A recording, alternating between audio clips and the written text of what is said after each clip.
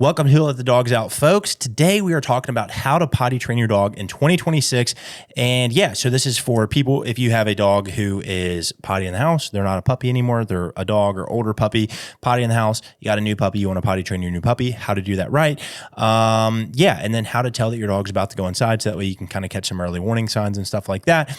That's pretty much what we're talking about today. So with that being said, welcome to the show. If you want to learn about that, stick with me until the end. And yeah. Who let the dogs out? Who let the dogs out? Alrighty, folks, welcome to Who Let the Dogs Out, the podcast designed to help you enjoy life with your best friend without all the frustrations. Join us each week as we help families across the country do just that. I'm your host, Corey. I am not joined by my co-host today. Normally I have a co-host here with me. Her name is Sally. She's the sweetest British lady ever. But today, we'll talk about the snow here in a minute, but we've had snow. It's been a week now and we've been snowed in. Anyways, so she is still not able to get out of the house. She's in a wheelchair. Her wheelchair does not have all-terrain snow tires. And then her neighborhood roads are still bad. My neighborhood roads are still bad too, but I'm in a truck. She's in a van. And our company parking lot is still full of ice. So anyways, all that being said, she couldn't make the day. So you just got me by yourself. But normally if you watch the show, you'd have Sally here. Sally is my co-host. So for those of you who don't know me, my name is Corey. I'm the founder of Wonder Dog Training. Started the first day of 2018. And since then, we've helped thousands of families and thousands of dogs across multiple cities and multiple states. This year is our marks 8 full years in business. I guess close to 8 years in 1 month at this point, because the month is almost over. By the time this comes out, it will be the new month. It will be February. So officially 8 years and 1 month old, folks. If you watch the show regularly, you know that we do two main formats on this show. We've got Q&A, which is where you guys send in the questions. We give you the answers. If you want to send in a question, you can normally do that by sending it to my co-host, Sally. Her email address is sally@wonderdogtraining.com, or you can drop the questions in the comment section down below. You can drop your questions and comments. And then we also do dog talk, which is today. Today's dog talk is about how to potty train your dog. So that's what we're talking about today. So that's pretty much it. Those are the two. Oh, we got interviews. We've actually got 2 lined up so far. We've got 2 specialty vets coming in that I'm very excited for you to learn from. So that's pretty much it. So those are the 2 kind of things that we got going on in terms of those are the 2 interviews that we have coming up. Anyways, that's most of the formats that we have. So anyways, stick with us. If you like the show, you learn anything, you have a friend who has a problem with their dog potty training, something like that, we ask that you send them the show, share it with a friend out. That's kind of what we ask for of everybody who listens to the show. If you know anybody, send it to them. That'd be helpful to help us grow the show, and subscribe if you are watching or following whatever platform you're on. Okay, with that being said, now that you got all of our housekeeping out of the way, we need to talk about this ice and snowstorm. Sounds like it affected basically if this is New York and going down to Texas, sounds like it had a big kind of shape like this and, just blew in all throughout the U.S. Tennessee got hit really hard, certain parts of it. So the people who are still without power and water and stuff like that, our hearts and prayers are with you that, everything comes back together pretty soon for you. It's been a hell of a week though, folks. So I am shooting this on Friday. A week ago Friday, we knew that the storm was coming or whatnot. So Friday night, I get off work, go back to the house. It snows. I don't know, snowed quite a bit. It snowed quite a bit. It wasn't, just a light amount of snow or anything like that. Then the next day it snowed from I think it sleeted from either 11 p.m. to 11 a.m. or 11 a.m. to 11 p.m. I don't remember, but there was another, couple, 2-3 inches of ice. Anyways, we ended up with a lot of snow, a lot of ice. The roads were terrible. And a week out from now, or, a week out from whenever it first started, the main roads here in town are pretty much fine. But all the neighborhood roads still have a ton of ice on them, driveways still have a ton of ice on them, certain parking lots. A lot of the businesses have had their, parking lots cleaned out.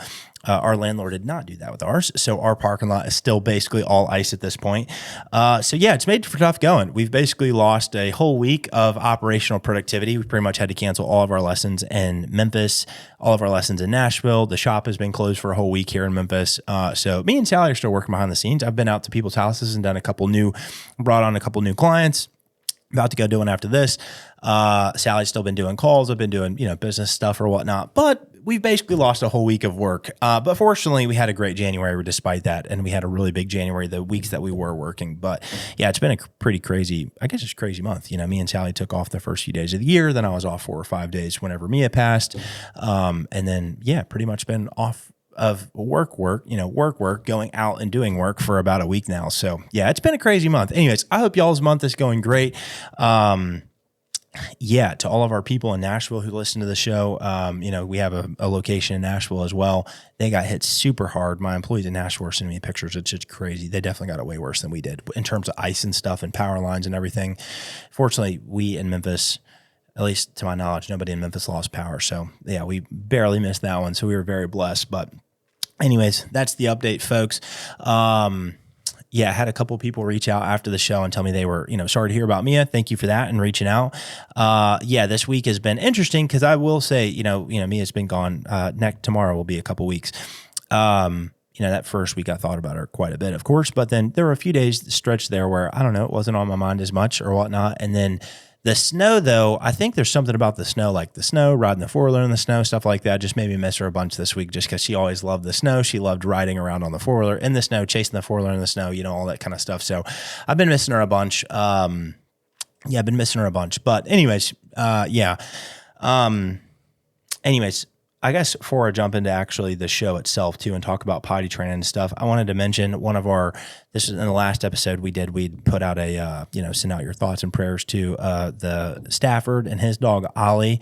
Unfortunately, Ollie had to get laid to rest. It was too much. He had ruptured a disc in his back and just wasn't great. It wasn't great. So unfortunately, Stafford, who's one of our main viewers and commenters and stuff like that, he had to lay his dog to rest. So our thoughts and prayers are with you. Very sad. I know how tough that is. Ollie was a good boy. He was a good boy. And I'm very sorry for your loss. And yeah, you'll get to see him again one day in heaven. So because we do know that all dogs go to heaven. So that's the good news. But yeah, our hearts and thoughts and prayers are with you right now. Anyways, well, folks, I guess with that being said, we're going to talk about how to potty train your dog in 2026. So new year, I want to kind of redo some of our staple episodes that we've done because we've had a handful of studios.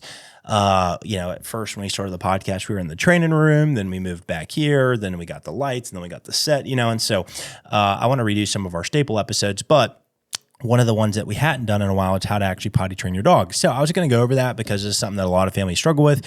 It's also one of the worst problems, personally, I think, if your dog is potty in the house, because it's like your dog jumps on guests. Yeah, that's a little annoying. It's annoying to you. It's annoying to them. They pull on the leash. Sure, it's annoying, taking them on walks, whatever. You don't want to do it. Maybe they're pulling on you. You don't like walking them as much, but peeing and pooping in the house, that's rough, especially if your dog's older and they have like a bigger bladder and stuff or more pee or more poop. It's just not great, right? So how do we actually fix that?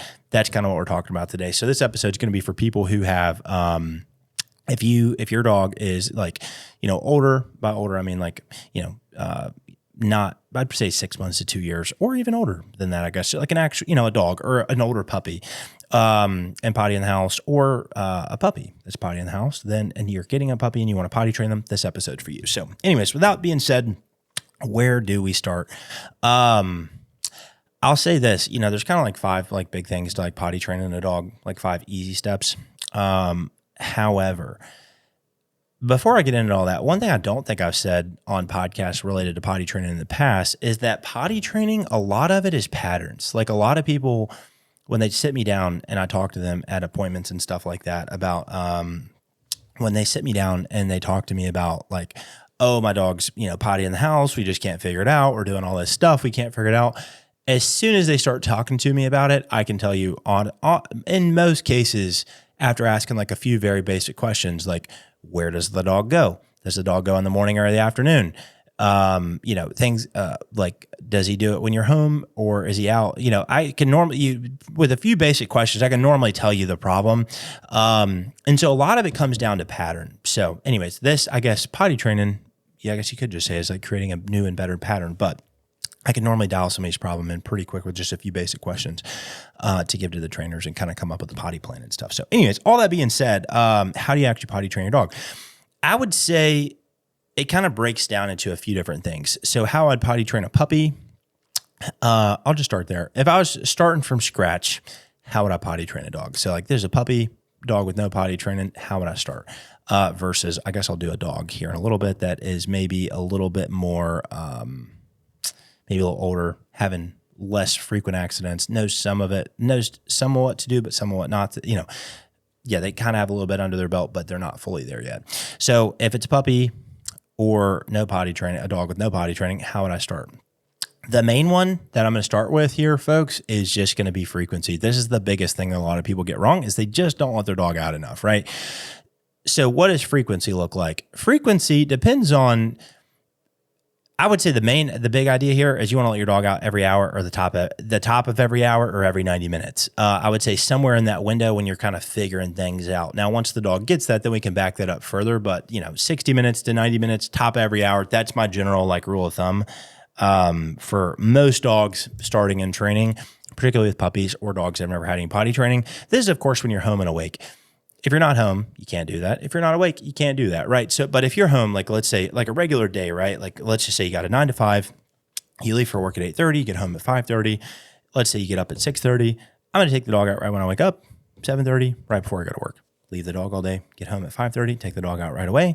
Then I'm just going to go, let's just make it simple math. Let's say I take the dog out right away, take him out again at 6, and I'm going to be up from 6 to 10. I'm going to take the dog out 6, 7, 8, 9, 10, right? Pretty easy. If I need to from there, then I can start adjusting forwards and backwards. If that's not enough, then I can take the dog out more. If it's too little or if it's too much, then I can take the dog out every 90 minutes or every 2 hours, something like that. But I'm going to start there with frequency. What you don't want to do with your puppy or dog that goes in the house is you don't want to treat them like your last dog. If you've got a new dog and your previous dog has since, gone away, what you don't want to do is be like, oh, this dog was 10. I let this dog out 3 or 4 times a day and they were just fine. That old dog and this new dog are not the same. This new dog can mature into that. Like Mia, before she passed, I could let her out 2 or 3 times a day. She was totally fine. She'd wake up in the morning, didn't even want to go out right away. She wanted to lay down and kind of rest in the morning while I was making coffee and stuff. Didn't even need to go out right away. But your dog can mature into that, but your dog is not the same dog that needs to go out 3 or 4 times a day. This is a new dog. Whether it be a rescue that it got a year or 2 old, a puppy, doesn't matter. They need to go out more often. So I would say that's the biggest thing I see people mess up is frequency. So I'd say start by taking your dog out every 60 to 90 minutes. The next one is supervise outside.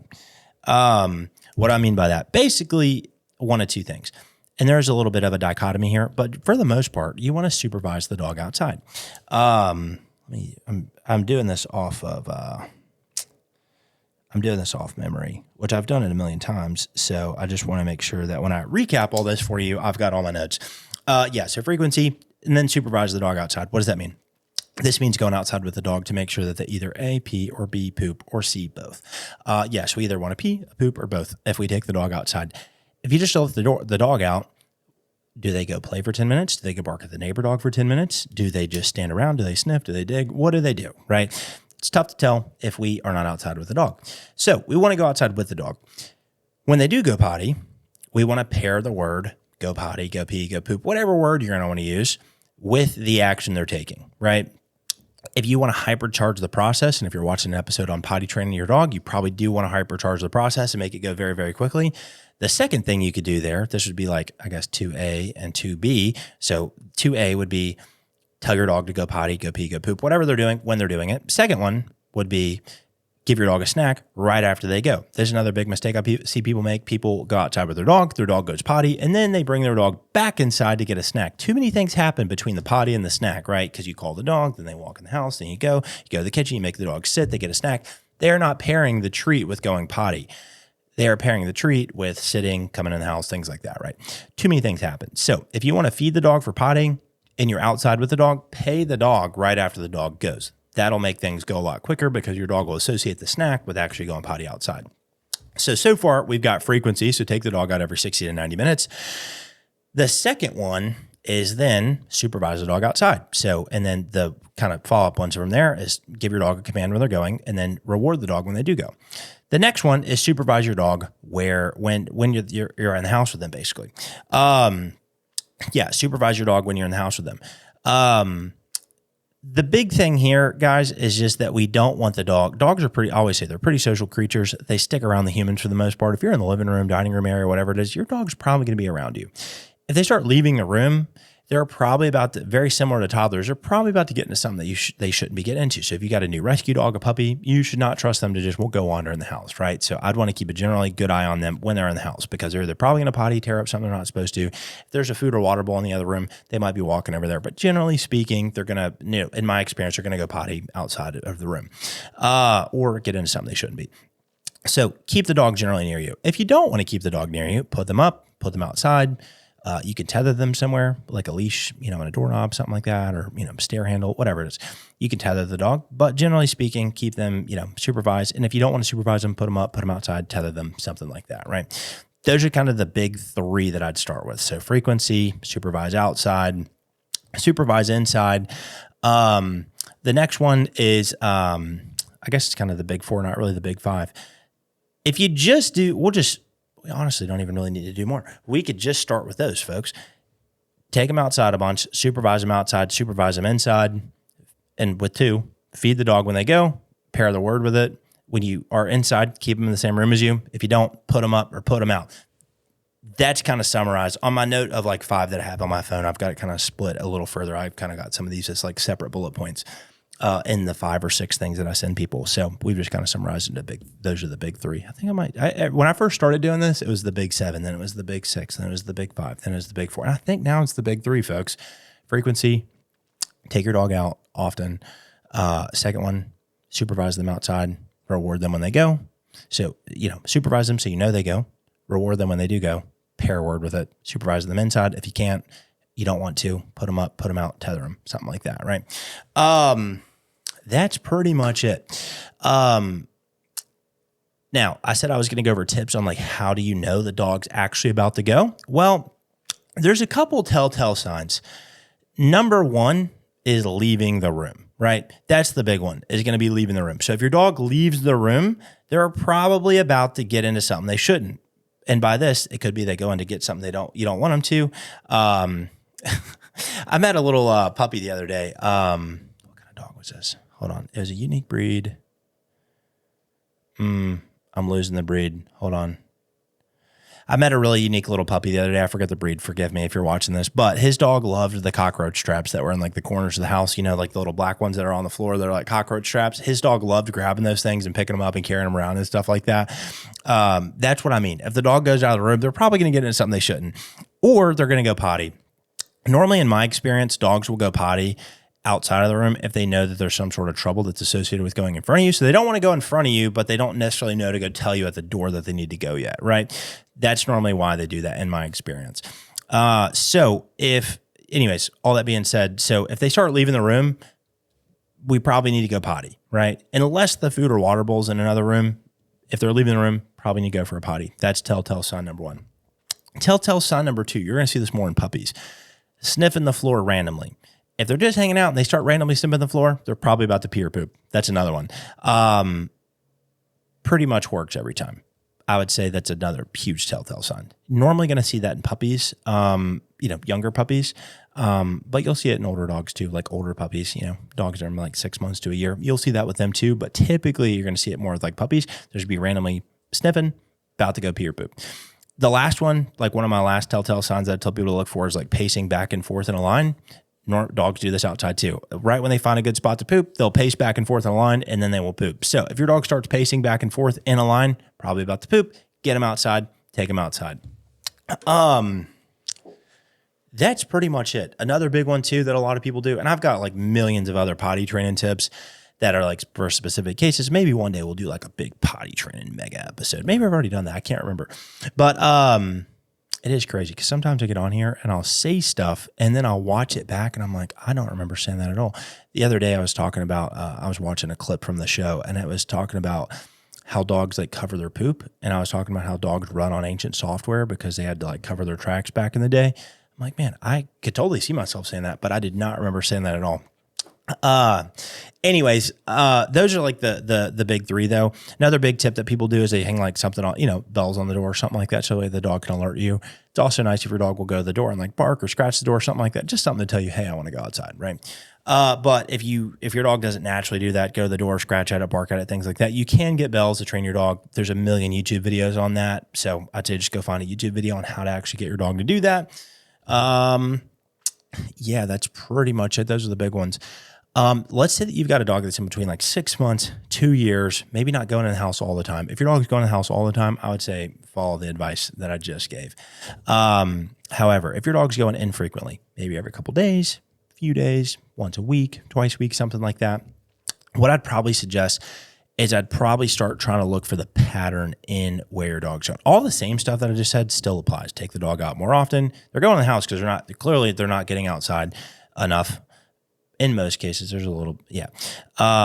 But, take the dog out more often, supervise the dog outside, supervise them inside, right? Because they can't go and potty in front of you unless they will literally just potty in front of you. And normally if a dog potties right in front of you in the house, that normally to me means that they have no clue what's going on. We've done a bad job communicating to them exactly what we want from them. So normally I take the blame as the human if the dog will go right in front of us. So anyways, that being said, I would say the big one here would be look for the pattern. So if your dog's going, like I said, once a day, once every few days, twice a week, whatever it is, every day, once a day in the house, something like that.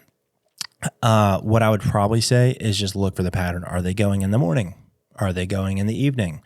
Are they going during the day when I'm not home? Where are they going in the house? Are they going under the dining room table? Are they going behind a couch where nobody can see them? Are they going upstairs in one of the kids' rooms, right? And I'd probably start trying to look for the pattern. And then from there, I would say, okay, what I need to do to break this pattern. That's really all potty training is. And for dogs like this is like, I wouldn't say all it is, but how do I break the pattern of this basically? So once again, where's the dog going? When are they going? Where and when basically. And if it's in the morning, okay, well, I probably need to do one more potty break before I go to work. If it's going during the middle of the day, I need to have somebody come and let the dog out. I need to come have somebody let the dog out. I need to, come and walk the dog on my lunch break, something like that. If they're going, in the evening, maybe I'm watching too much TV and I'm not paying enough attention to the dog. So I need to take the dog on another walk or another potty break in the evening. Are they going in front of me? If so, I need to do a better job communicating. If they're leaving the room, I need to pay better attention to the dog, right? Are they going upstairs and, going on carpet, things like that. And so some of this stuff could get in a feeding routine too, like when you feed the dog, when you give the dog water, things like that. This is just supposed to be a real simple episode. So we're not going to get into all that. Like I said, I've got a million other tips from over the years because we've potty trained some crazy, like we've taken dogs that have like literally never gone outside to dogs that go outside exclusively, and so like in everything in between. And the good thing about potty training, folks, is this. Potty training your dog is like teaching your kid to ride a bike with training wheels. Once you take the training wheels off, you normally never have to put them back on, right? Potty training is no different. You do the hard work up front so that way you can enjoy a clean house the rest of your life. So, and you can clip that. Yeah, that's it. That's basically it. I would say that's my big potty training spiel, actually, as a matter of fact. Solo episode. I wish Sally was here so I could bounce stuff off of her. She's not today. I wish she was. She's got, a lot of good advice and insight and stuff like that. I do have a couple other little things that I want to talk about, but, that's the big one, folks. That's what I would suggest doing if I were you and you in your shoes, potty training a dog. And there are some very complicated cases, there are some, cases that are very complicated, very complex and stuff like that. Normally that's not most of them though. Most people can kind of get by on that advice I just gave. And I think most people a lot of times know what to do. It's just doing the work, which is the part that nobody wants to do, which is like, okay, take like the week we just had, taking your dog out in the cold, taking your dog out in the snow, take your dog out, in the rain, take your dog out when it's really hot. That's not fun. But neither is pee and poop on the carpet. Neither is pee and poop on the nice rug. Neither is pee on the couch, right? You get the idea. So anyways, those would be the big ones though. Take your dog out a lot, supervise them in the house, supervise them outside, and then all the little sub points that we made along the way. And then how I'd potty train a dog. I'd try if they were a little older, 6 months to 2 years, or even older than that, and go in the house once a day, once every few days, something like that, right? Try to figure out the pattern and then break the pattern. One more tip I'll give actually is I would just make like an Excel sheet, or you could use a piece of paper, but just make like a log. When your dog goes, what they do when you take them outside. Is it a pee? Is it poop? Is it both?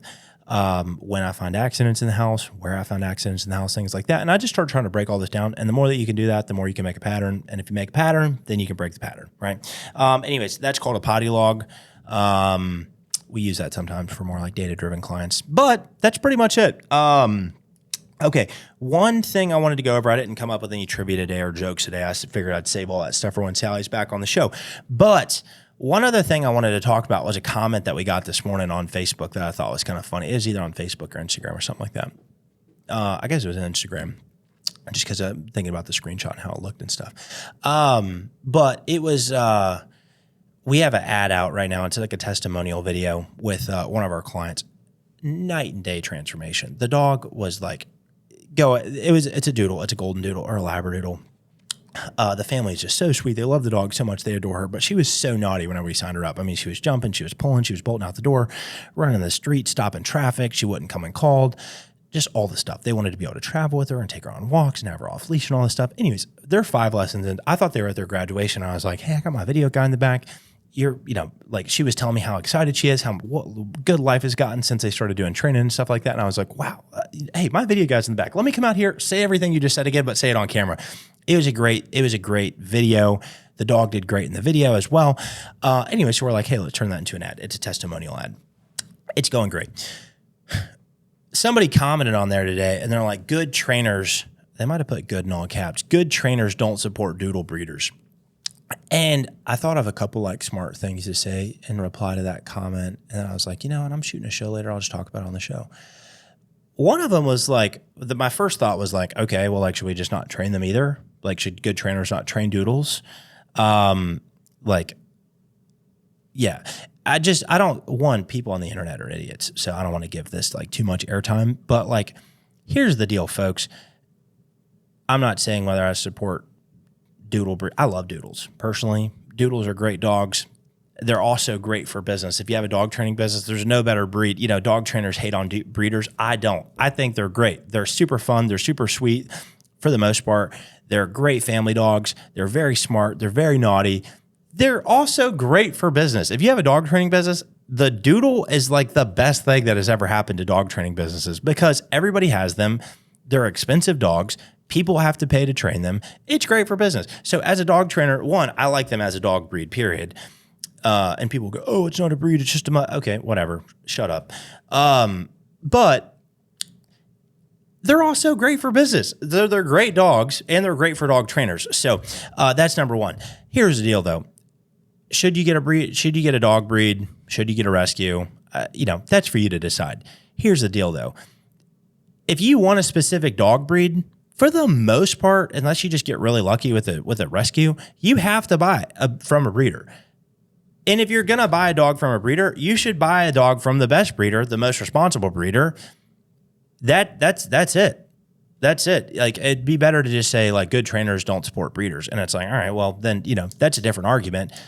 But it's like good trainers don't support doodle breeders, or do good trainers not support all breeders, or should we not support breeders at all because there's so many rescues in the world, right? I'm just giving this lady better arguments because they shouldn't support doodle breeders. I think it's kind of dumb. Yeah, because you could argue everything, a million ways to Sunday, right? You could argue, should there only be rescues or breeders or whatever it is? Here's the deal. I think we should support rescues. I think we should support shelters. I think we should support good breeders, quality breeders. If you're a backyard breeder, kick rocks, but like good quality breeders and stuff like that. We do want to keep like, I'm sure everybody doesn't feel this way because there's so many, cute rescues and great dogs out there and stuff like that. But it's kind of nice that there's a dog breed. Like there's a specific dog breed. If I want to go out there and I want to go Labrador Retriever, I want to go and get exactly that. If I want to go get a German Shepherd, I want to go get exactly that. If I want to get an English Cream, I want to get exactly that. A Corgi, exactly that. If I want to go get a Golden Doodle, a quote, mutt. I don't think they're mutts. I think they're great. But if I want to go get a Golden Doodle, I want to buy one that's exactly that. If I want to rescue, I'll go get a rescue. So anyways, all that being said, rant over. I don't know. I think we should support rescues. I think we should support shelters. I think we should support good quality ethical breeders. There is such thing as ethical breeding. It's nice to have specific dog breeds in the world. Yeah, that's my opinion on the matter. So anyways, I just thought that comment was funny. And I was like, man, people on the internet will comment on anything. And yeah, some people just don't have anything better to do. But I just thought it'd make for a good conversation. I wish Sally was here, though, because I know she'd have some good input. But that's it. She's not here today. Anyways, all right, folks. I think that's pretty much it. That's the podcast. That's how to train your dog to potty train. And then that's, yeah, if good dog trainers should support doodle breeders or not. So anyways, that's it, folks. Thank you guys so much for watching. If you stuck with me to the end, I really appreciate it. Yeah, if you like the show, we ask that you subscribe to it, follow it, like the episode on whatever platform you're on. Another big favor you could do for us, if you know somebody with a dog, their dog's potty in the house, they just got a puppy, they're about to get a puppy, whatever it is, send them this episode because potty training a dog is no fun. So send them this episode. Please share the show. That'd mean the world to me and Sally. And then I think that's pretty much it. Those are our only 2 requests. Let me see if I miss anything here. Oh, I'd normally go over the trivia answer, but we don't have a trivia today. We'll save that for when Sally's back next week. Yeah, well, anyways, folks, that's pretty much it. Share the show, subscribe, follow, like, and if you want to engage with me and Sally, drop a comment down below. We see them all. Yeah, so thank you guys so much. Very grateful for you all. Very excited for what we got coming up with the podcast. We're doing a lot of extra work on the podcast right now, too, to distribute it in different ways and stuff like that. So thank you guys so much. Very excited. Very grateful for the continued support. And yeah, that's it. And we'll see you in the next episode. And before I leave, I was just going to say, remember, if you want to get your dog trained, that can lead you to some peace, but the only way to true peace is with Christ Jesus. So thank you guys so much, and we'll see y'all in the next episode. Bye.